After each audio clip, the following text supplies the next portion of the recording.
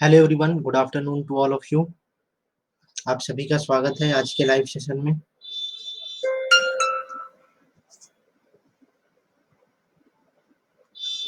हाँ, मेरे पास, हाँ बिल्कुल बिल्कुल, है ना। अफवाहों का दौर जो है ना वो चलने शुरू हो गया है और मेरी क्लास से पहले ही सारी इंफॉर्मेशन आती है ना।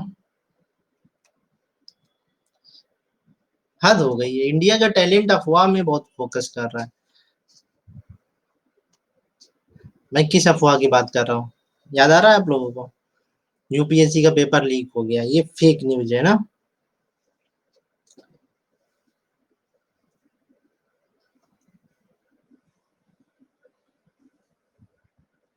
खाली लोग बैठे हैं, इसीलिए इंडिया के लोगों को खाली नहीं बैठने देना चाहिए। खाली बैठेंगे तो खुराफात तो करेंगे ही करेंगे। चलिए, अब हम लोग डिस्कस करेंगे कितने लोग आ चुके हैं लाइव, कौन कौन है। Good morning, good afternoon. चलिए, इंतजार खत्म हुआ, चलिए शुरू करें। हाँ,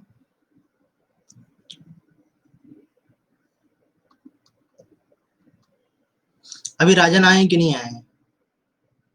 राजन आ गए हैं। चलिए, राजन आ गए हैं, शुरू किया जाए, है ना, आज के टॉपिक को। और आज हम लोग बहुत ही इंपॉर्टेंट यूनिट को भी शुरू करेंगे। Good afternoon Sajeesh. कौन सी यूनिट रहेगी? नातेदारी। आज यानी कि हम लोग यूनिट 6 कंप्लीट कर लेंगे और यूनिट 7 प्रारंभ कर देंगे।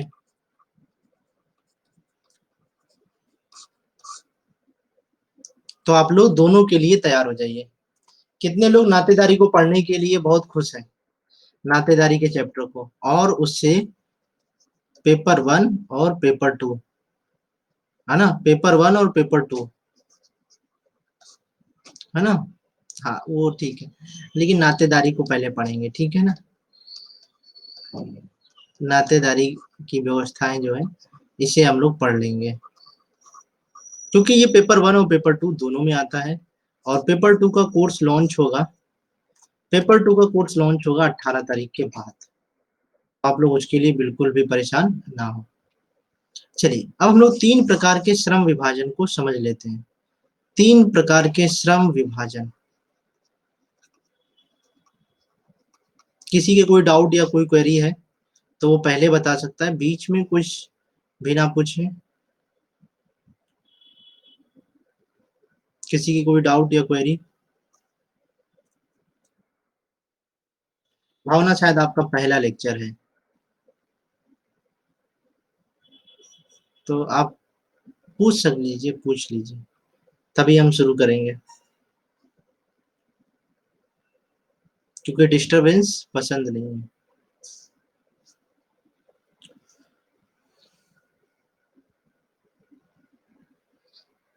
क्या लेना है ऑप्शनल, क्या लेना है?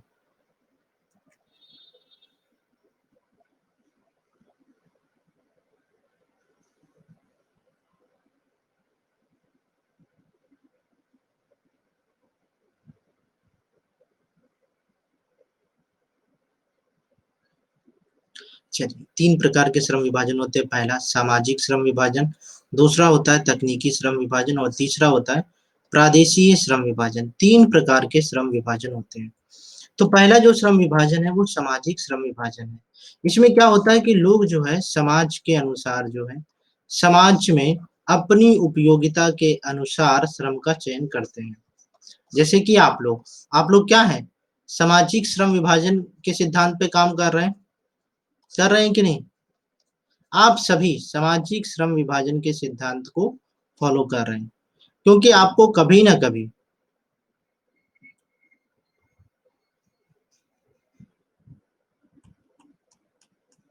क्या ये हिंदी लिटरेचर वही है जो सुनील सर पढ़ाते हैं? अच्छा, वही सब्जेक्ट है ना, अच्छा ठीक है। अभी तो शुरू भी नहीं किया, डिस्टरबेंस हो गया। अब देखिए 2020 में तो चेंज नहीं हो सकता है, ठीक है, 21 में चेंज कर लीजिएगा, है ना, 21 में। आप लोग हंस क्यों देते हैं? है ना। हमने कोई मजाक की बात कही थी, आप लोग हंस देते हैं।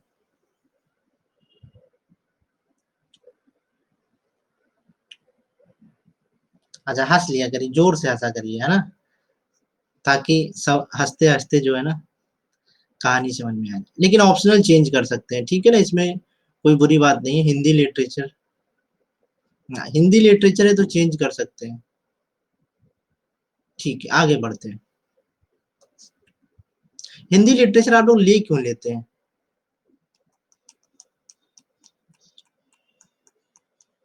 अभी नहीं, अभी आज की डेट में नहीं चेंज कर सकते, लेकिन इन फ्यूचर चेंज कर सकते हैं। भावना बिल्कुल भी परेशान मत होइए, ऑप्शनल चेंज हो जाएगा, है ना।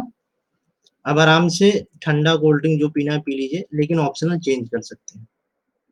तो हम लोग बात कर रहे थे कि जो सामाजिक श्रम विभाजन है, यहाँ पर हम क्या कर सकते हैं, समाज इसी प्रकार के श्रम विभाजन को फॉलो करता है। हम लोग सामाजिक प्राणी हैं कि नहीं? क्या आप सभी सामाजिक प्राणी हैं? और अगर सामाजिक प्राणी हैं, तो समाज के अनुसार आप अपनी आर्थिक गतिविधियों का चयन करते हैं। क्या करते हैं? आर्थिक गतिविधियों का चयन करते हैं, और उसमें से, है ना, उसमें से आप, जिसमें से यूपीएससी की तैयारी कर रहे हैं कुछ लोग एसएससी की भी करते हैं, कुछ लोग स्टेट पीएससी की करते हैं। कोई ऐसा व्यक्ति जो तीनों चीजों की तैयारी कर रहा हो, मेरी क्लास में ऐसा कोई व्यक्ति हो, बहुत होनहार हो, और वो तीनों एग्जाम की तैयारी कर रहा हो, है ना, ऐसा कोई व्यक्ति जो बहुत होनहार हो, है टैलेंटेड व्यक्ति? नहीं, यानी कि मेरी क्लास में टैलेंटेड लोग नहीं आते। तो क्या है, ये सब चीजें हमने क्या किया, गुड आफ्टरनून, हमने किस आधार पर चयन किया? समाज के अनुसार। आप में से बहुत सारे लोग इनफॉर्मल सेक्टर में काम करते हैं, है ना, समाज में, हम लोगों की सोसाइटी में इनफॉर्मल सेक्टर में भी लोग काम करते हैं। तो वो चयन किस आधार पर करते हैं? अपनी योग्यता के आधार पर, अपनी स्थिति के अनुसार पर करते हैं कि नहीं? जैसे कि अगर कोई व्यक्ति है, राम, नहीं श्याम, है ना, श्याम व्यक्ति है और ये एक्स समाज में रहता है। अब उसके पास जो है एजुकेशन नहीं है, तो वो वही रोजगार करेगा जो एजुकेशन फील्ड से रिलेटेड नहीं होगा।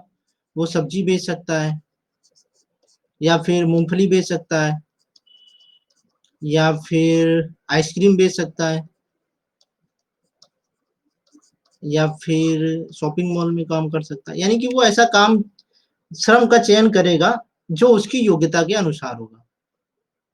यानी कि हम सब कुछ क्या करते हैं, समाज के अनुसार डिसाइड करते हैं श्रम को। कभी कभी कहता है, अरे यार हमारे ऊपर ये काम शोभा नहीं देता। आपने सुना होगा, बहुत सारी ऐसी पर्सनैलिटी होगी आपके बीच में जो कहती होगी कि अरे ये जो काम है ना, मेरे ऊपर शोभा नहीं देता। थोड़ा देख के बात किया करो, पर्सनैलिटी के हिसाब से काम की बात किया करो। ऐसा सुना है आप लोगों ने? ये इसी प्रकार के श्रम विभाजन में आते हैं। ये वही व्यक्ति हैं जो इस प्रकार के श्रम विभाजन का हिस्सा है। आपके दोस्त, है ना, सबके दोस्त होते हैं, वो इसी वजह से जिंदगी में बेरोजगार रह गए, ताकि उन्होंने कहा कि यार ये मेरी पर्सनैलिटी पे शोभा नहीं देता है। ऐसा हुआ, गुड आफ्टरनून। तो प्रॉब्लम यहीं पे है, सब कुछ क्या कर रहा है, उसने अपनी समाज में एक इमेज बना ली कि मेरे ऊपर जो है समाज में ये कार्य शोभा नहीं देता है। लेकिन मेरी नजर में क्या है, कोई कार्य छोटा या बड़ा नहीं होता है। ये बात सत्य है, सब लोग इस बात से एग्री करते हैं, कोई काम छोटा या बड़ा नहीं होता है।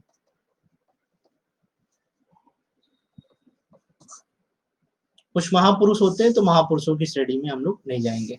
दूसरा, तकनीकी श्रम विभाजन। तकनीकी श्रम विभाजन में क्या है, एडम स्मिथ जो है वो कहते हैं कि हर समाज में व्यक्ति जो है अपने आप को बेहतर करने के लिए अपने आप को बेहतर करने के लिए क्या करेगा? तकनीकी श्रम की ओर आगे बढ़ेगा। बढ़ेगा कि नहीं बढ़ेगा? तकनीकी श्रम की ओर आगे बढ़ेगा। हम लोग क्या होते हैं लाइफ में, टेक्निकल होने की कोशिश करते हैं कि थोड़ा बहुत तो दुनिया से आगे निकल जाए। जैसे कि आप में से बहुत सारे लोग ऐसे होंगे जो मोबाइल के बारे में या फिर लैपटॉप के बारे में बहुत अच्छी जानकारी रखते होंगे, और कुछ लोगों ने जिंदगी में कुछ हैकिंग जैसी चीजें भी की होंगी, है ना? है ना? आप लोग बहुत अच्छे व्यक्ति हैं, मुझे, मैं मानता हूं कि आप लोगों ने हैकिंग नहीं की होगी, लेकिन क्या होता है, ये टेक्निकल नॉलेज है, तकनीकी ज्ञान है, तकनीकी ज्ञान है। अब तकनीकी ज्ञान होगा तो क्या आय ज्यादा होगी इसके कंपैरिजन में, होगी कि नहीं होगी? क्योंकि ये क्या कर रहा है, स्किल पे फोकस कर रहा है। लेकिन यहाँ पे कभी भी चांस बहुत कम होते हैं, इस प्रकार के श्रम विभाजन में स्किल के चांस बहुत कम होते हैं इसकी तुलना में, क्योंकि ये पर्टिकुलर तकनीक के ऊपर फोकस कर रहा है, और ये हो सके शिक्षा के ऊपर फोकस करेगा, ज्ञान के ऊपर फोकस करेगा, लेकिन क्या तकनीक स्किल को जानने की कोशिश करेगा? हमारे देश में बहुत सारे स्नातक व्यक्ति हैं जिनके पास डिग्री तो है लेकिन ज्ञान नहीं है। इस बात को मानते हैं, उन्हें ये नहीं पता है कि पढ़ना कैसे है, आज तक यही नहीं पता चल पाया, लेकिन सब कुछ पढ़ डाला है। प्रॉब्लम तो यहीं पे है। तीसरे प्रकार के श्रम विभाजन में आते हैं, प्रादेशिक श्रम विभाजन। आपने देखा होगा कि हर जिला, जैसे हमारा इलाहाबाद है तो वहां पे अमरूद फेमस है ना? हर प्रदेश की अपनी पहचान होती है उसके। जैसे कि लखनऊ है, लखनऊ में क्या है, कौन सा कपड़ा फेमस है? चिकन का कपड़ा, है ना? ऐसे ही है ना? ये वो खाने वाला चिकन नहीं है, ऐसा ना, जो 300 रुपए किलो मिल रहा वो नहीं, है ना? तो क्या है, हर क्षेत्र, हर राज्य, हर प्रदेश की अपनी एक पहचान होती है श्रम के अनुसार। जैसे कि यहाँ पे मैंने कुछ नाम दे दिए हैं कि जूट उद्योग आगरा में, और कानपुर में चमड़ा उद्योग। ये सब क्या है, पहचान है, उस प्रदेश की पहचान है, उस क्षेत्र की पहचान है। यानी कि कुछ लोग अगर कानपुर जाएंगे, बेरोजगार व्यक्ति हैं, तो हो सके वो चमड़े फैक्ट्री में काम करने के लिए ही जा रहे हो, ऐसा भी तो हो सकता है। कोई अगर अहमदाबाद में जा रहा है तो जूट फैक्ट्री में काम करने के लिए जा रहा हो, है ना? आपने देखा होगा कि बहुत सारे जो पलायन होते हैं क्षेत्रों में, राज्यों में, वो सिर्फ उस राज्य की पहचान की वजह से होते हैं ना? तो आपको ये चीज समझनी है कि हर राज्य अपनी एक पहचान बनाने की कोशिश करता है। अगर मान लेते हैं कि राज्य की अपनी पहचान नहीं होगा, तो क्या वहां पे इन्वेस्टमेंट आ पाएगा? क्या निवेश आ पाएगा? नहीं आ पाएंगे। हम लोग इकोनॉमिक्स में पढ़ेंगे इसको आने वाले समय में, ठीक है? जो चीजें आप लोग यहाँ पे सीख रहे हैं ना, वो कहीं ना कहीं आपको आने वाले विषयों में बहुत हेल्प करने वाली है। तो तीनों प्रकार के श्रम है जिसको हम लोग डिस्कस कर लेते हैं आगे, कार्ल मार्क्स के संदर्भ में। कार्ल मार्क्स श्रम विभाजन के बहुत सारे लाभ हैं। लाभ तो आपको पता ही होगा, कितने लोगों को लाभ नहीं पता? इतनी सारे डिस्कशन हो गए, 3 घंटे हम लोगों ने श्रम विभाजन के ऊपर डिस्कस कर लिया है। तो लाभ आप लोग पढ़ लीजिएगा, ठीक है? इतना कुछ बताने की जरूरत नहीं है। जरूरत है किसी को ऐसा लगता है कि मुझे डिस्कस करना चाहिए? किसी को लगता है ऐसा? एनीवन?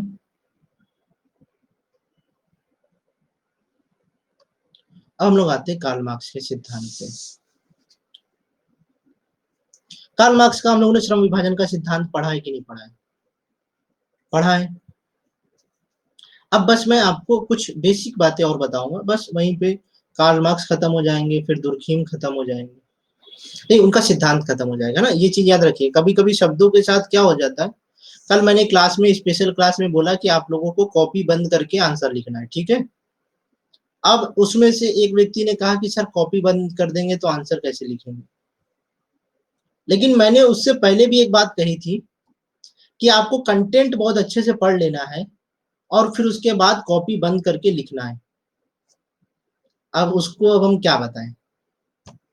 कुछ बता सकते हैं अब इसके आगे? नमस्कार मीनन। चलिए आगे बढ़े। कार्ल मार्क्स हमेशा एक बात कहते हैं कि इस श्रम विभाजन के दौर में, कल का लेक्चर कितने लोगों ने देख लिया है, रिकॉर्डेड वर्जन या जो स्पेशल क्लास हुई थी? स्पेशल क्लास की बात कर रहा हूँ, देखिएगा जरूर, है ना? जिन्होंने नहीं देखा है देख लीजिएगा, हो सके कुछ फायदा हो जाए, है ना? आंसर राइटिंग के ऊपर थी, फायदा हुआ कुछ लोगों को,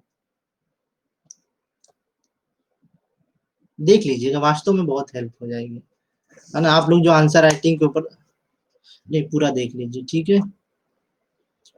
कहानी तो पूरी करनी है ना आपको, तो क्लास भी पूरी देखिए, है ना? गर्मी बहुत है, वैसे गर्मी तो बहुत है, लेकिन इस गर्मी में आपको सपने को भी तो पूरा करना है। ठीक है, श्रम विभाजन के ऊपर आते हैं, कार्ल मार्क्स के, इसको समझिएगा। बस 10 मिनट इसके ऊपर मैं बातचीत करूंगा, ज्यादा नहीं करूंगा, क्योंकि बहुत कुछ जान चुके हैं आप लोग। अभी कुछ नहीं हुआ, अभी हम लोग बात करें थोड़ा बहुत। सर स्माइल कर रहे हैं आप, प्यार हो गया इस वजह से। चलिए छोड़िए, आगे आप लोग जो है बेवजह की क्वेश्चन पूछते हैं, उसमें कोई तुक नहीं है ना। अब हम थोड़ा बहुत हंस भी नहीं सकते हैं? कल भी क्लास में कोई कह रहा था कि सर आप स्माइल कर रहे हैं, स्माइल करना बंद कर देंगे आने वाली क्लास में। फिर हम सीधे आएंगे, लेक्चर के ऊपर बात करेंगे, क्लास खत्म करके चले जाएंगे। ऐसा आप लोग चाहते हैं? ऐसा आप लोग चाहते हैं तो मैं ऐसा ही करूंगा।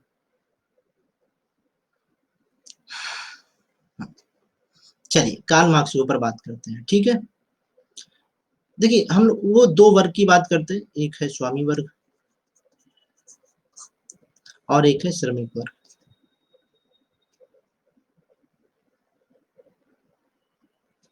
राजन की बात ही अलग होती है। हाँ, श्रमिक वर्ग, ठीक है? श्रमिक स्वामी का क्या मकसद होता है? पूंजी कमाना, ठीक है? इसका काम क्या होता है? हमेशा पूंजी कमाना, ठीक है? श्रम का काम क्या होता है? स्वामी का काम क्या होता है? पूंजी कमाना। श्रमिक का काम क्या होता है? श्रम करना। लेकिन वो श्रम करते हुए क्या वो उस उत्पादन से प्यार कर पाता है? जो वो जिस वस्तु का उत्पादन कर रहा है, क्या वो उससे उससे प्यार कर पाता है? नहीं, क्योंकि उसको वो वस्तु जो है ना, मिलनी ही नहीं है जिसका वो प्रोडक्शन कर रहा है। और अगर वो लेगा भी तो बहुत महंगे रेट में लेगा। जैसे मैंने आपको उस क्लास में बताया था ना, थिंकर वाले सेक्शन में, कि मान लीजिए किसी ने पेन बनाया, लेकिन वही पेन जो है ना, उसे मार्केट में लेना होगा तो उस कॉस्ट से महंगा मिलेगा। तो यहाँ पे श्रम विभाजन में क्या होता है कि अलगाव होता है। अलगाव हो जाता है, एक उस वस्तु से लगाव अलगाव हो जाता है, उस उत्पादन से अलगाव हो जाता है, और साथ ही साथ क्या होता है, इन सब के बीच में वो श्रम करने के चक्कर में क्या होता है, वो समाज से भी अलगाव फील करने लगता है। जैसे आपने आपने देखा होगा, बहुत सारे लोग बहुत व्यस्त रहते हैं, जैसे मैं बहुत व्यस्त रहता हूँ, तो क्या मैं एक सामाजिक प्राणी हूँ? नहीं हूँ, है ना? सामाजिक प्राणी उसे कहते हैं जो समाज में उठता बैठता है, समाज यानी कि लोगों के साथ उठता बैठता है। इन सब के बीच में वो क्या हो रहा है, समाज से अलग हो जा रहा है, हो रहा है ना अलगाव? तो यानी कि इससे क्या पता चलता है, इस सब से क्या पता चलता है कि जो श्रम है, अलगाव को बढ़ावा देता है ना?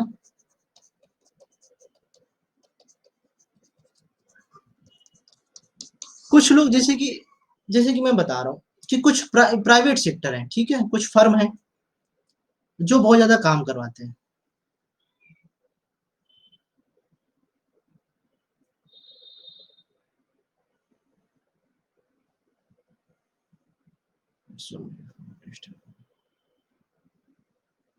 हाँ ठीक है, हम लोग आगे बढ़ते हैं। श्रम जो है ना, समय के साथ क्या हो जाता है,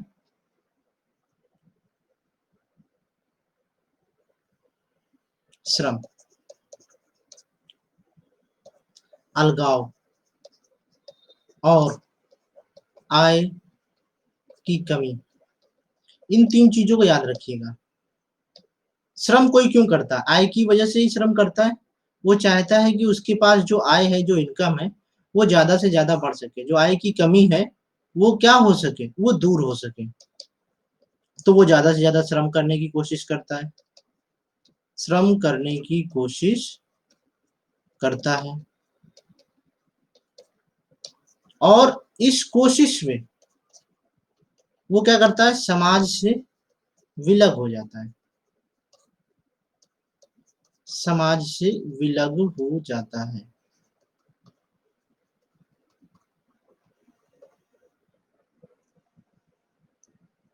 ना। समाज से क्या हो जाता है, पूरी तरह से अलग हो जाता है। और इन सब की वजह से क्या होता है कि समाज जो है, समाज जो है ना, वो क्या हो जाता है, बिखर जाता है। बिखर जाता है कि नहीं? समाज जो है पूरी तरह से बिखर जाता है। और इन सब के बीच में समाज पतन की ओर अग्रसर हो जाता है।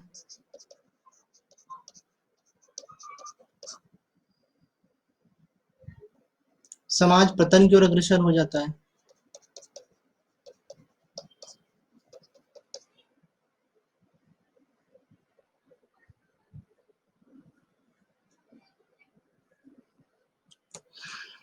हम्म, इसी समय पे लोग कॉल मैसेज करते हैं। 2 मिनट वेट कर लीजिए।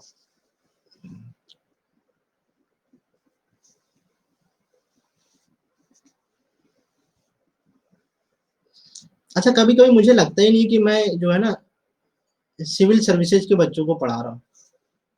कभी कभी लगता ही नहीं है। लगता है आप लोगों को?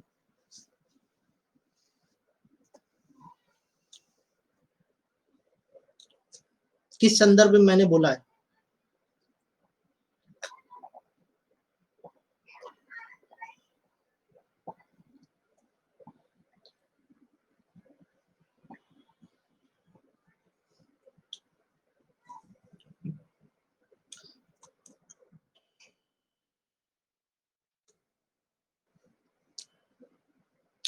कुछ चीजें नहीं होनी चाहिए।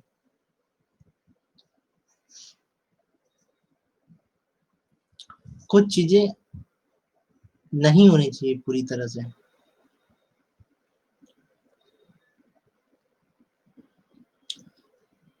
इस चीज का आप लोग ध्यान रखिएगा, ठीक है। अब आज से कोई भी नया स्टूडेंट आता है या कोई भी आता है, तो रिप्लाई अगर मैं नहीं कर रहा हूँ तो आप लोग भी रिप्लाई मत करिएगा, ठीक है। जिसकी जितनी समझ उसके जीवन में उतना ही जाएगा, है ना। क्योंकि जितनी समझ होगी उतना ही तो काम करेगा। नॉनसेंस से कमेंट पढ़ के मुझे बड़ा दुख होता है।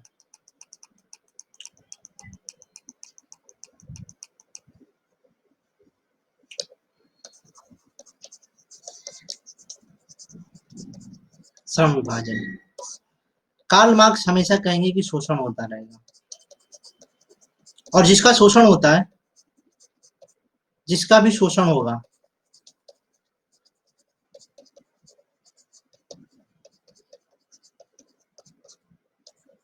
वो क्या करेगा?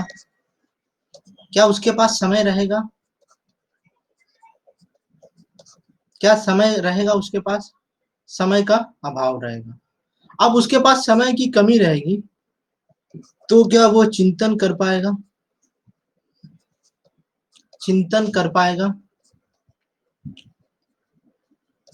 अपने अच्छे या बुरे के बारे में सोच पाएगा? नहीं। लेकिन कार्ल मार्क्स यहाँ पे एक चीज कहते हैं कि कभी ना कभी एक सीमा पार हो जाएगी शोषण की, और बदलाव आएगा। एक चीज याद रखिए, कभी भी ये हिंसा को बढ़ावा नहीं देते हैं, कभी भी ये हिंसा को बढ़ावा नहीं देते हैं। लेकिन वो कहते हैं कि समाज में कभी ना कभी शोषण की सीमा इतनी ज्यादा पार हो जाएगी, तो उससे क्या होगा, बदलाव आएगा, सत्ता में बदलाव आएगा, समाज में बदलाव आएगा।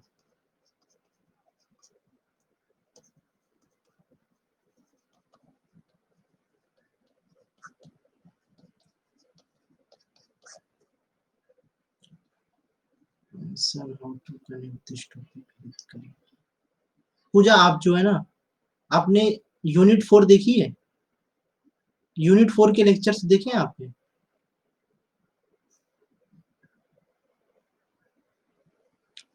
तो मैंने वहां पर बताया था, क्या बताया था वहां पर, कि आपको ऐसी घटनाओं को देखना है जो कोविड-19 में हुई है। बताया है मैंने? याद आ रहा है? उससे रिलेट करना है, ठीक है। तो कार्ल मार्क्स के बारे में हम लोगों ने चर्चा कर ली है बहुत ज्यादा, वैसे भी कि इसके ऊपर ज्यादा डिटेल जाएंगे नहीं। दुर्खिम के ऊपर भी जान लीजिए, सरल समाज और जटिल समाज की बात करते हैं।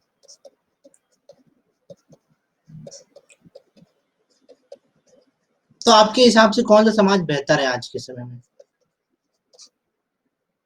आज के समय में कौन सा समाज बेहतर है, फर्स्ट या सेकंड? ये बताइए आप लोगों के पॉइंट ऑफ व्यू से।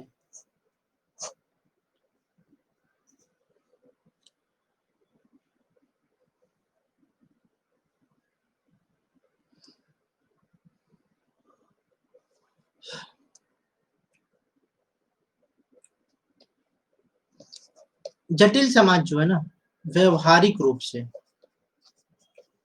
व्यवहारिक रूप से सही है,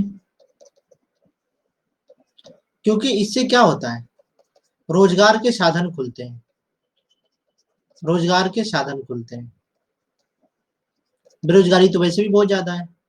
अब सोचिए कि एक व्यक्ति ऐसा है जो हजाम का भी काम कर लेता है, सब्जी भी बेच लेता है, इलेक्ट्रीशियन भी है, और भी बहुत सारे काम कर लेता है। तो उसने क्या किया, इन 5 लोगों के रोजगार को छीन लिया कि नहीं छीन लिया? छीन लिया। तो समाज क्या होगा? समाज को प्रोडक्टिव कहेंगे? समाज को प्रोडक्टिव कह सकते हैं? नहीं कह सकते हैं, बिल्कुल भी नहीं कह सकते हैं।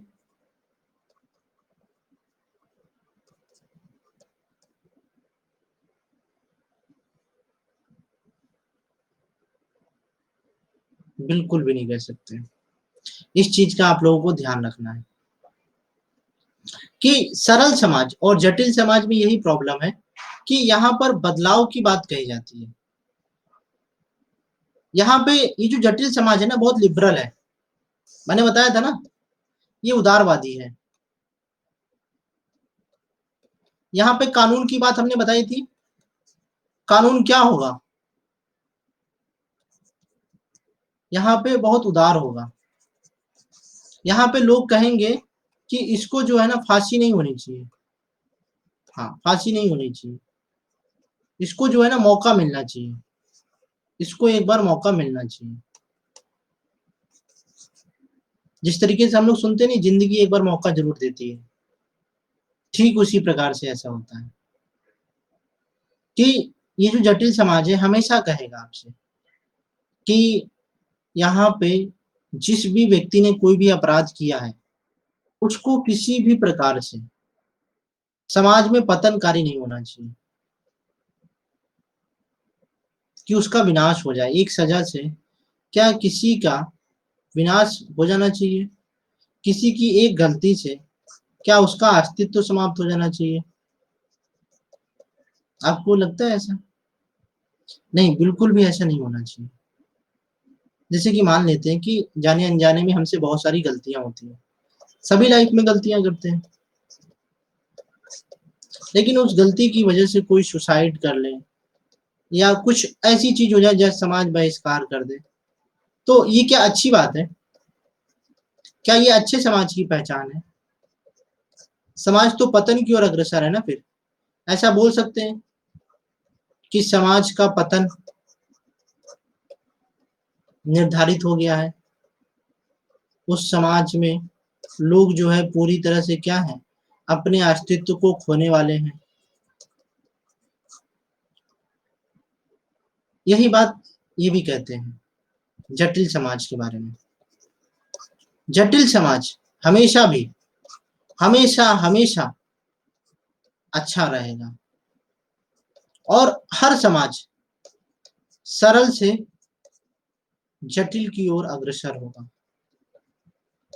कब? बताइए, मैंने बताया था सरल समाज से जटिल समाज की तरफ अग्रसर होने के लिए क्या कंडीशन मैंने बताई थी, याद आ रहा है किसी को? कंडीशन बताई थी मैंने? नहीं, विसंगता जन, बहुत बढ़िया फूल, जनसंख्या में वृद्धि होगी, है ना? याद आ रहा है?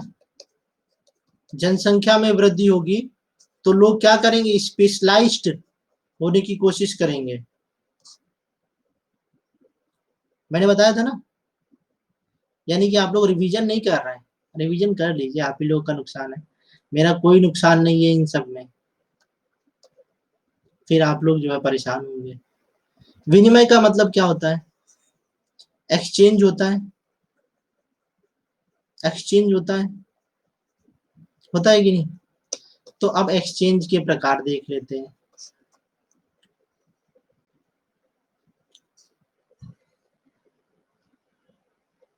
आप दोस्तों के बीच में पार्टी करते हैं, पार्टी करते हैं, तो हम क्या करते हैं कि पहले तुम आज तुम पार्टी दो,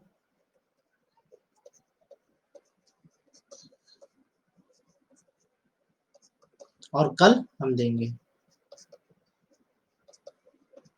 ये बात होती है कि नहीं?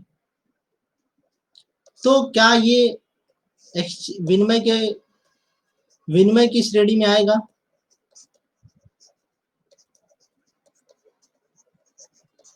बताइए। सर मैं फ्रेशर तो हूँ, सर मैं फ्रेशर हूँ। हाँ ठीक है, ठीक है। हाँ बताइए, क्या ये विनिमय की श्रेणी में आएगा?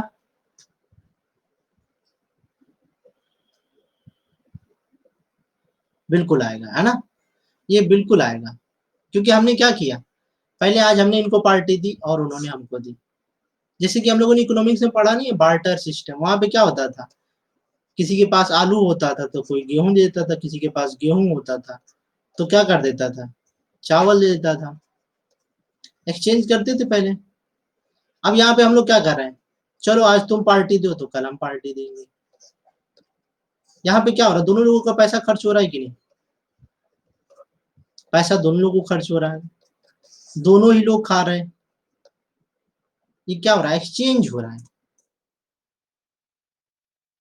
एक्सचेंज में क्या होता है, वस्तुओं सेवाओं और पैसों के लेन देन को कहा जाता है एक्सचेंज सिस्टम।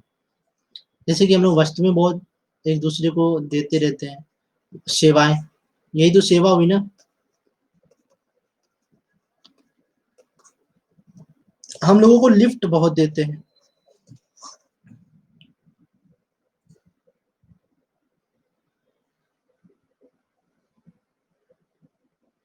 लिफ्ट देते हैं ना, फिर उस लिफ्ट के बदले में कभी ना कभी वो मेरा कुछ काम करा देता है ना? जाने अनजाने में हम किसी को लिफ्ट देते हैं, जाने अनजाने में नहीं, कोई जानकार होता है, जान पहचान का व्यक्ति होता है और हम उसे लिफ्ट दे देते हैं, तो वो उस लिफ्ट का बहुत कर्जदार रहता है ना, कि तुमने मेरी मुसीबत में यार हेल्प कर दी थी रात को 12 बजे, नहीं तो मैं परेशान हो जाता, और उससे इन फ्यूचर कभी कुछ हो सकता है तो वो जरूर करता है, हो सकता है ना। इसको क्या एक्सचेंज बोलेंगे समाज में? समाज शास्त्र की दृष्टि से क्या विनिमय में आएगा? विनिमय में आएगा ना।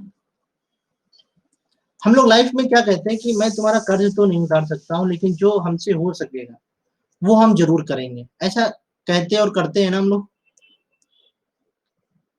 तो उसे क्या बोलेंगे?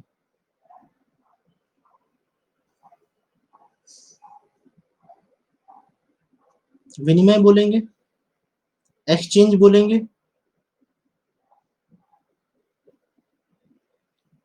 एक्सचेंज सिस्टम बोलेंगे, ठीक है। और ये जो विनिमय है, इस विनिमय में हमेशा क्या होगा, समाज का नुकसान होगा, समाज का नुकसान होगा कि समाज मजबूत होगा, ये बताइए, समाज कमजोर होगा या मजबूत होगा?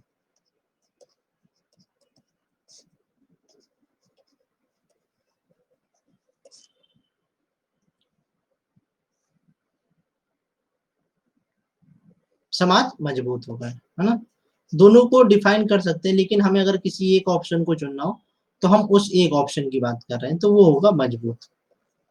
कभी भी प्यार बांटने से क्या होता है, रिश्ते मजबूत होते हैं। अगर लाइफ में आपके रिश्ते अच्छे हैं तो कहीं ना कहीं आपने कुछ अच्छा किया होगा, उन्होंने कुछ अच्छा किया होगा, और इस वजह से बॉन्डिंग है। अदरवाइज तो रिश्ता तो खत्म हो गए। बहुत सारे ऐसे रिश्ते भी होंगे जो समय के साथ खत्म हो गए, क्योंकि वहां पर उन्होंने जो है ना एक्सचेंज सिस्टम को अप्लाई नहीं किया। जैसे कि समाज में ये कहता नहीं है कि समझौता, समझौता कहते हैं, ये नहीं, समझौते की जगह समझदारी। कभी कभी इंसान को झुक जाना चाहिए रिश्तों को निभाने के लिए। कभी कभी क्या होता है, कुछ लोग झुक जाते हैं और कुछ लोग नहीं झुक पाते। जो झुक जाते हैं वो विनिमय को अपना लेते हैं, विनिमय प्रणाली को अपना लेते हैं, और जो नहीं झुक पाते वो विनिमय प्रणाली को नहीं अपना पाते हैं। क्योंकि रिश्ता तो तभी चल सकता है ना जब किसी एक की आवाज तेज हो और एक चुप हो जाए। ये क्या हुआ, एक्सचेंज ही तो हुआ, हुआ कि नहीं। हमने क्या किया, उसके विचारों को, उसकी भावनाओं को क्या किया, अपने ऊपर हावी नहीं होने दिया और उसको इग्नोर किया। और इन सब के बीच में क्या हुआ कि हमने उस रिश्ते को मजबूत कर दिया। अब बताइए इस समाज में क्या होगा, ये समाज हमेशा क्या होगा, आगे बढ़ेगा, हमेशा आगे बढ़ेगा।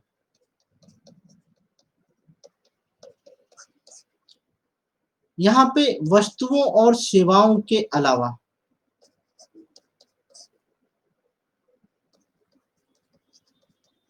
पैसा भी है। ये चीज याद रखिए, यहाँ पर पैसों का लेन देन भी होता है। आपने बहुत लोगों से कभी ना कभी कुछ ना कुछ उधार जरूर मांगा होगा ना। कभी ऐसी जरूरत पड़ जाती है इंसान को, और उसके पास आपको लगता है कि उसके पास है ना, उसके पास है, और वो ना दे, यानी कि उसने क्या किया, विनिमय को समाज में अप्लाई नहीं होने दिया। क्योंकि कल को तो वो वापस कर देगा ना, उसने बोला कि जैसे ही आएगा मैं वापस कर दूंगा।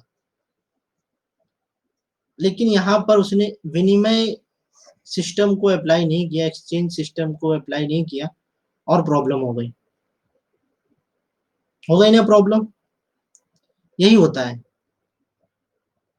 यही सारी चीजें होती हैं जो हमारे समाज में कमजोर करती हैं, रिश्तों को कमजोर करती है ना। लाइफ में हम क्यों रिश्तों के ऊपर से भरोसा खो देते हैं, समाज क्यों दुखी रहता है, कहीं ना कहीं इन्हीं कारणों से होता है।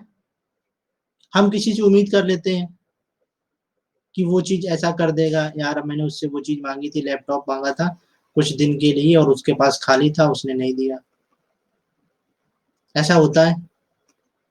कभी हम किसी से कुछ मांगने की कोशिश करते हैं, या फिर कुछ जरूरत में हम कहते हैं और वो चीजें नहीं होती हैं, यानी कि उसने एक्सचेंज को अप्लाई नहीं किया समाज में। और जब वो अप्लाई नहीं करता है तो प्रॉब्लम होती है ना। ये सारी प्रॉब्लम्स चलती रहती हैं। तो इन सब चीजों का ध्यान रखना है कि समाज में ये बैलेंस जरूरी है। एक्सचेंज सिस्टम का जो है ना, इसको अप्लाई करना बहुत जरूरी है। बहुत तरीके के तीन प्रकार के विनिमय होते हैं, वस्तु, सेवाएं, वस्तु और सेवाएं।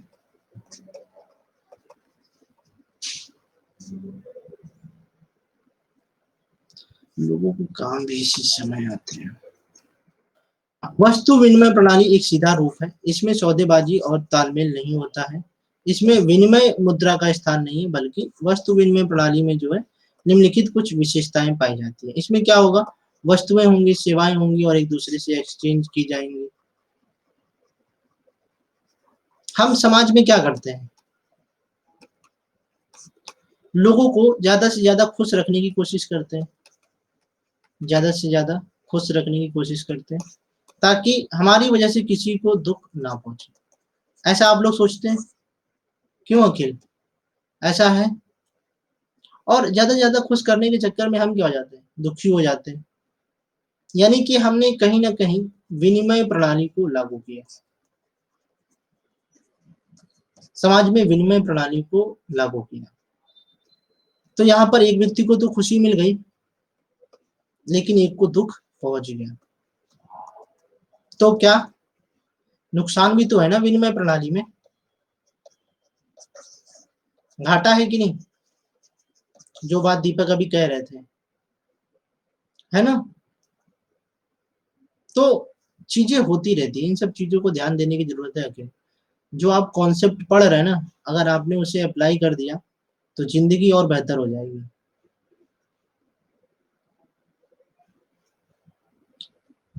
इसमें प्रत्येक हस्तांतरण में दो पक्ष या व्यक्ति या समूह होते हैं, ठीक है? यहाँ पे हमेशा या दो पक्ष होंगे, व्यक्ति होंगे या समूह होंगे, और उन सबके बीच में ये एक्सचेंज सिस्टम लागू होता है। क्या ये जरूरी है समाज को चलाए रखने के लिए? समाज को चलाए रखने के लिए जरूरी है कि नहीं?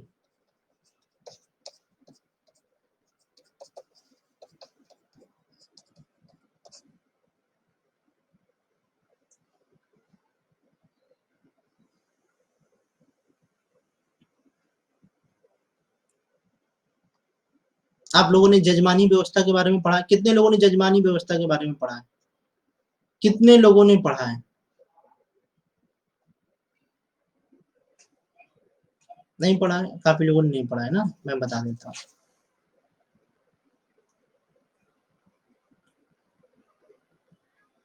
जजमानी शब्द जो है ना, एक वैदिक शब्द है जिसका इस्तेमाल संरक्षक के लिए होता था,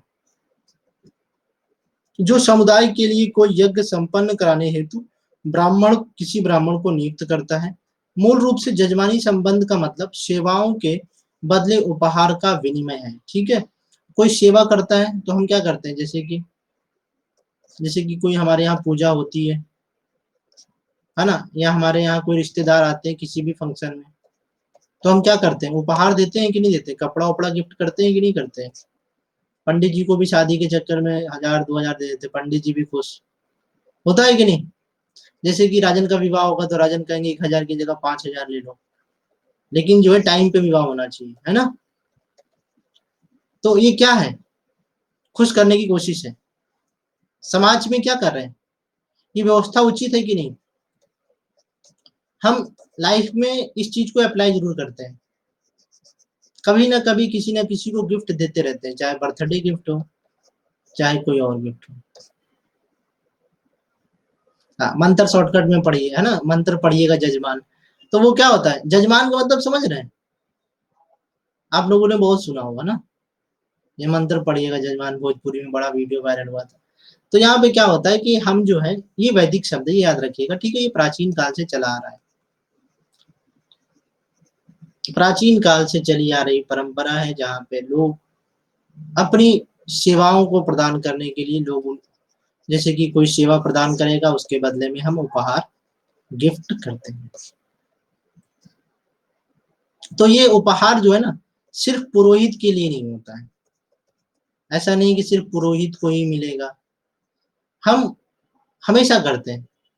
जैसे कि हम क्या करते हैं कि कभी ना कभी भोज करवाते हैं, भोज कराते हैं कि नहीं, या फिर भंडारा कराते हैं, तो क्या ये जजमानी व्यवस्था में आएगा? बताइए, आपको बताना है।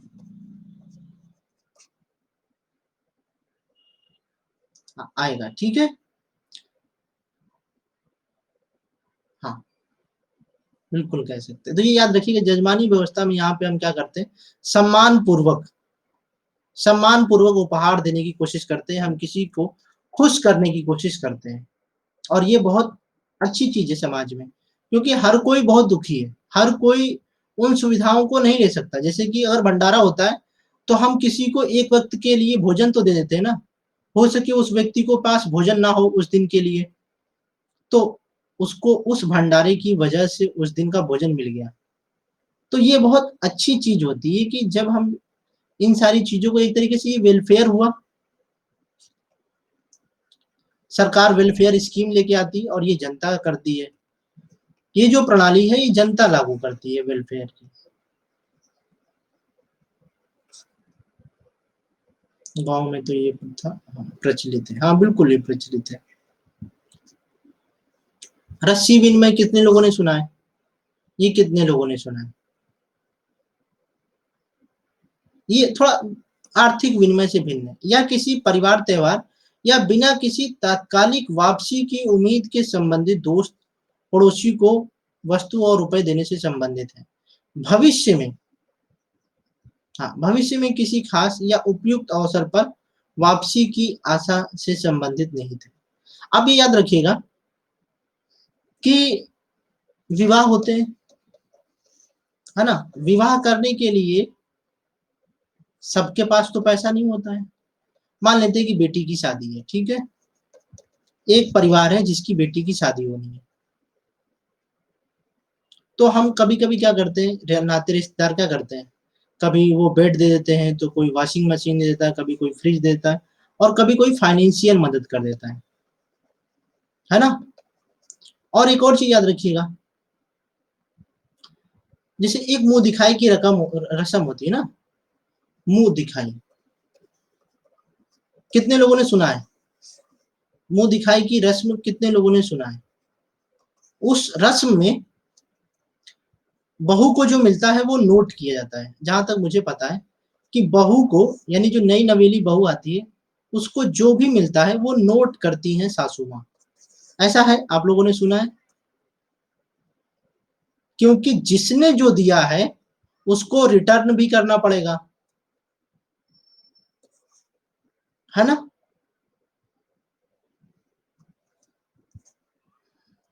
ये वही चीज है, ये वही विनिमय प्रणाली है जिसका एग्जाम्पल आप लोग सुन रहे हैं। क्या आप इस एग्जाम्पल को लिख सकते हैं? अगर आपको लिखना हो एग्जाम्पल में, तो क्या इस एग्जाम्पल को लिख सकते हैं कि नहीं? जैसे, हाँ तो वही चीजें होती है कि हम लोग नोट कर लेते हैं, और फिर वही चीजें जब शादी होती है तो वही चीजें दे दी जाती है ना? और सामने वाला भी वही एक्सपेक्ट करता है कि जो चीज हमने दी थी वो चीज हमें मिल जाए, वो ना मिले तो उससे अच्छा ही मिल जाए, लेकिन वो तो मिलना ही चाहिए, है ना? ये उम्मीद करते हैं। ये ह्यूमन नेचर है, हाँ बिल्कुल। दिया ही क्यों फिर? हाँ, पता नहीं क्यों दे देते हैं लोग। दहेज में भी नोट करते हैं किसने कितना दिया, हाँ ये भी बिल्कुल नोट करते हैं। और आप लोग व्यवहार लिखाते होंगे ना, जैसे कि आप लोग, जैसे कि पापा नहीं गए तो बेटा तुम जाओ, व्यवहार तो कम से कम लिखा दो, है ना? हाँ बिल्कुल दे सकते हैं, बिल्कुल दे सकते हैं, ये इसीलिए मैं एग्जाम्पल बता रहा हूँ। इसीलिए तो मैंने आप लोगों से पूछा क्या एग्जाम्पल दे सकते हैं कि नहीं। तो आप लोग क्या करते हैं, सोचते हैं चलो यार व्यवहार भी दे देंगे और खाना भी खा लेंगे, दो चार लोगों से मिल भी लेंगे। तो मकसद क्या होता है, प्रायोरिटी लेवल पे क्या होता है कि हम जो है, हम सामाजिक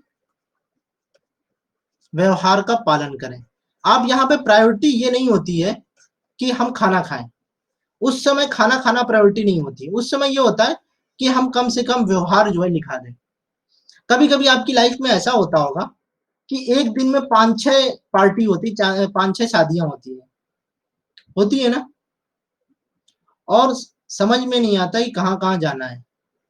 तो परिवार में अगर ज्यादा लोग हैं या कुछ लोग हैं, तो हम क्या करते हैं, जाते सब जगह है, व्यवहार सब जगह लिखाते हैं, लेकिन खाते वहां का जहाँ पे जो चीजें हमको पसंद आ गई, है ना? नहीं तो मालूम चला एक जगह जाके खा लिया और बाकी जगह सिर्फ व्यवहार लिखा दिया। तो सब अलग अलग मेंटेलिटीज होते, लेकिन खाते जरूर हैं, एक जगह खाएंगे भले, लेकिन व्यवहार सब जगह लिखाएंगे, क्योंकि कल को यही तो रिटर्न आना है। नहीं तो लोग बुरा भी मान जाएंगे, बताओ यार, खा के चले गए, व्यवहार भी नहीं लिखवाया, कैसे आदमी है? अरे लड़की की शादी है, जाना जरूर चाहिए ना। अगर लड़के की शादी हो तो फिर ऐसे नहीं चलता, लेकिन लड़की की शादी होती है तो व्यवहार आदमी जरूर लिखाता है किसी भी तरीके से, चाहे आंधी आए चाहे तूफान, है ना। अगर तुरंत नहीं जा पाए तो बाद में ऐसा कर देते हैं, लेकिन करते जरूर है ना। लड़की के विवाह में किसी भी तरीके से समाज जो है ना ऐसा नहीं करने की कोशिश करता है कि ये चीजें जो है ना लागू हो पाए। राजस्थान में लड़के की शादी में भी ये सिस्टम, अच्छा। हाँ, तो हर राज्य की अपनी अलग अलग परंपराएं हैं, वहां पर ऐसी ऐसी चीजें होती है। तो कुल मिलाकर बस मतलब यही है, जो हमने दिया है ना वो चीजें मिल जाए। अब इस क्या एक तरीके का इन्वेस्टमेंट है कि नहीं, ये बताइए। इन्वेस्टमेंट है कि नहीं, ये एक तरीके का इन्वेस्टमेंट है। हो सके हमारे बच्चे छोटे हैं, 10 साल बाद अभी हम डेली दे रहे हैं तो नहीं मालूम चल रहा है, लेकिन ये सब चीजें अगर इकट्ठा मिलेंगी तो ये बड़े अमाउंट में होगी, बहुत सारी चीजें बड़े अमाउंट में होंगी, है ना। तब तक जो है ना बात ये होती है कि नुकसान आप ही का होता है इन सब चीजों में, लॉजिकली, क्योंकि इन्फ्लेशन तो बढ़ जाता है ना, महंगाई तो बढ़ जाती है, नुकसान है। आज अब लोगों को रियलाइज हो रहा होगा कि ये तो गलती हो गई भाई, इन्फ्लेशन को लागू ही नहीं किया जाता है।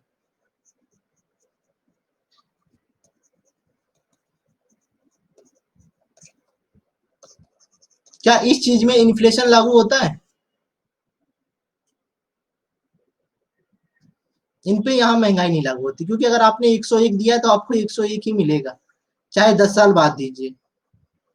लेकिन इसमें इन्फ्लेशन लागू होना चाहिए ना, नहीं तो ये तो नुकसान वाला है ना।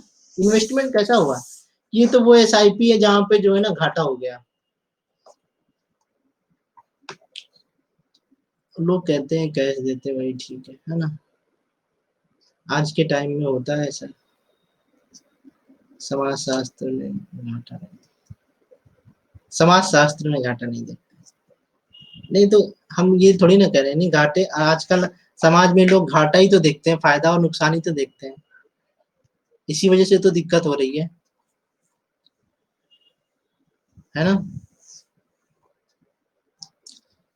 अब जैसे कि आप, जैसे मान लीजिए कि हमने जो है ना, आज मेरी उम्र 25 साल है, ठीक है।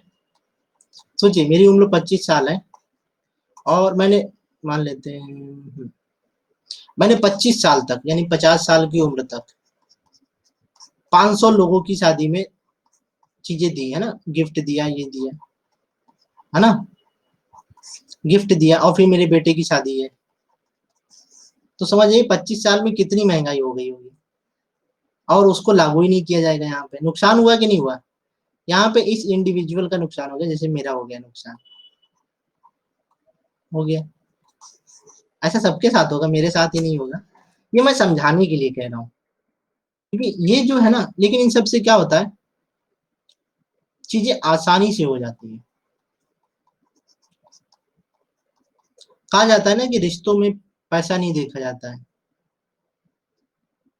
तो ये वो पद्धति है जहां पर इन्फ्लेशन इस वजह से लागू नहीं होता है, ठीक है।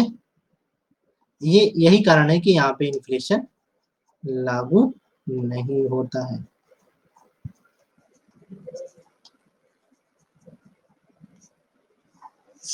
ये तो आपका फायदा हो गया ना, आपका कहाँ से घाटा हुआ। अन अकेडमी ने रेट बढ़ाया है तो फायदा तो आप ही लोगों का है ना, जिन्होंने सब्सक्रिप्शन लेके रखा था। नहीं लेने वालों का घाटा हो गया। हाँ, उनका तो नुकसान है, वो तो अभी भी सदमे से बाहर नहीं निकल पाए।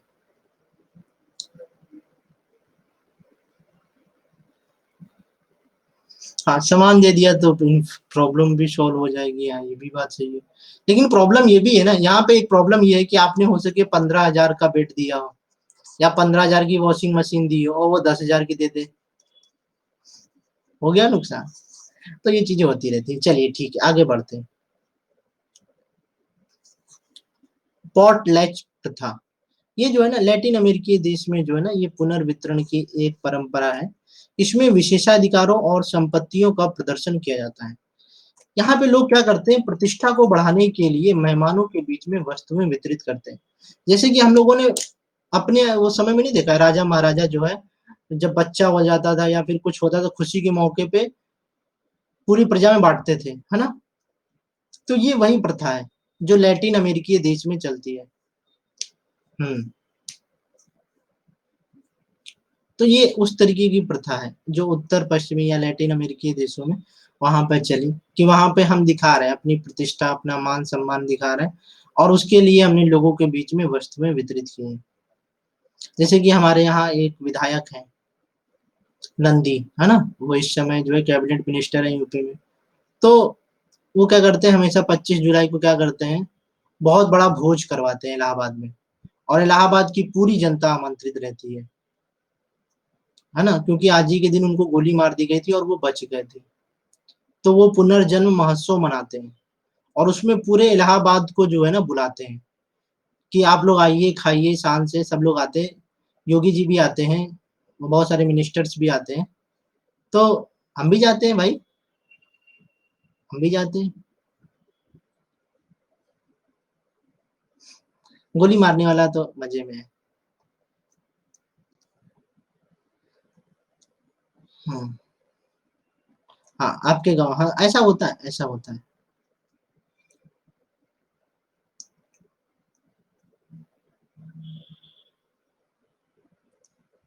हाँ, बिल्कुल है, ऐसी प्रथा है। अब तो मैं ये जो अभी परंपरा बता रहा हूँ, ये क्या है, अपनी प्रतिष्ठा को दिखाने के लिए ही तो इतना बड़ा भोज कराया जाता है।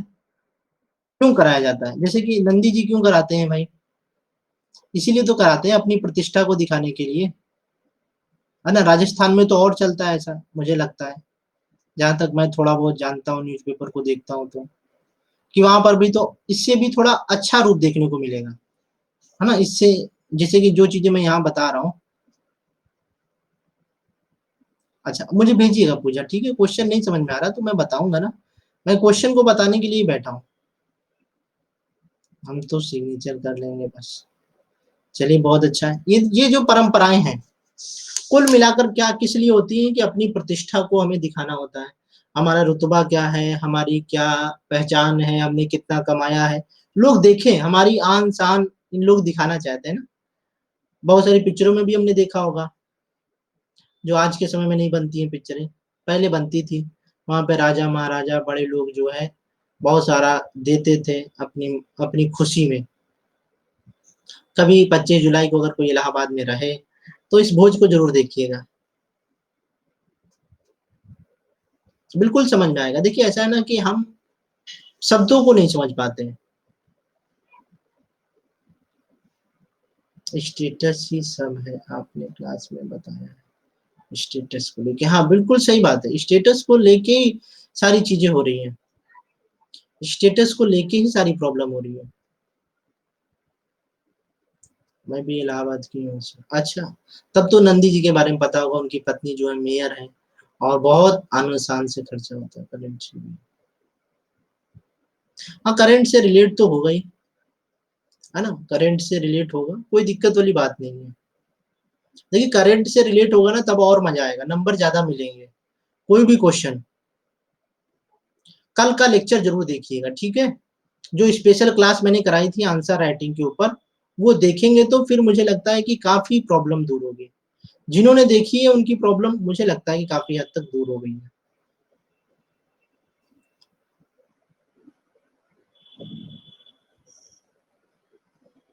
इस यूनिट में जो है, इस यूनिट में करंट से अपडेट रहना जरूरी है। ये जो यूनिट है ना, मैंने शुरुआत में शुरू करने से पहले ही मैंने बोला था ना, कि इस यूनिट में आपको करंट से अपडेट रहना बहुत ही जरूरी है। अगर आप अपडेट नहीं रहेंगे तो फिर क्या होगी, प्रॉब्लम होगी।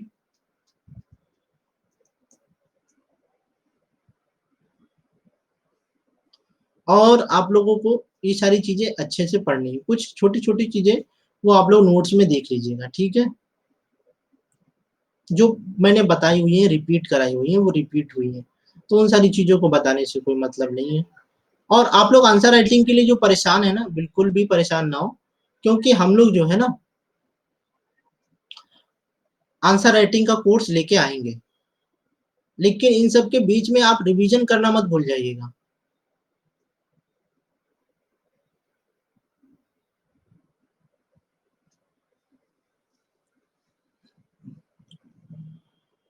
हाँ, बिल्कुल आएगी, करंट अफेयर्स की क्लास आएगी, बिल्कुल आएगी, परेशान मत होइएगा। लेकिन सब कुछ धीरे से होता है ना, ये जर्नी जैसे कि बहुत धीमे धीमे चलती है। हमारे पास समय कम होता है, क्योंकि घंटे तो हम लोगों को लिमिटेड मिलते हैं, लिमिटेड आवर्स मिलते हैं। हाँ बिल्कुल करिए, अभी से करंट अफेयर्स करिए, कोई नुकसान नहीं है ना, नुकसान घाटे का कोई सौदा नहीं है। जी सर, कब तक आएगी? आने आएगी, अब बताएंगे जल्द ही, है ना। कुछ बिजी शेड्यूल भी रहता है, जैसे मैं क्लास ले रहा था, लेकिन फिर भी टीम का मैसेज आ रहा है कि जो है चीजें करनी है, तो वो प्रॉब्लम्स होती रहती है ना, जिम्मेदारियां हैं, वो हो ही जाएंगी समय के अनुसार। मेरे कुछ आवर्स बढ़ने वाले हैं, इसी मंथ मेरे आवर्स बढ़ जाएंगे, तो फिर चीजें आप लोगों के लिए थोड़ी बहुत आसान हो जाएगी। ठीक है, आज गर्मी बहुत ज्यादा है, तो फिर आज की क्लास को हम यहीं पर ओवर करेंगे, और कल नई यूनिट शुरू करेंगे, ठीक है। मैं A4 साइज में नोट्स डाल दूंगा, A4 साइज में मैं नोट्स डाल दूंगा, आप लोग चिंता मत करिएगा। और जिसकी जो भी प्रॉब्लम्स है वो मुझे व्हाट्सएप पर शेयर कर देगा, तो मैं देख भी लूंगा, ठीक है। Thank you so much. 5 बजे वाली क्लास रहेगी, टाइम पर होगी।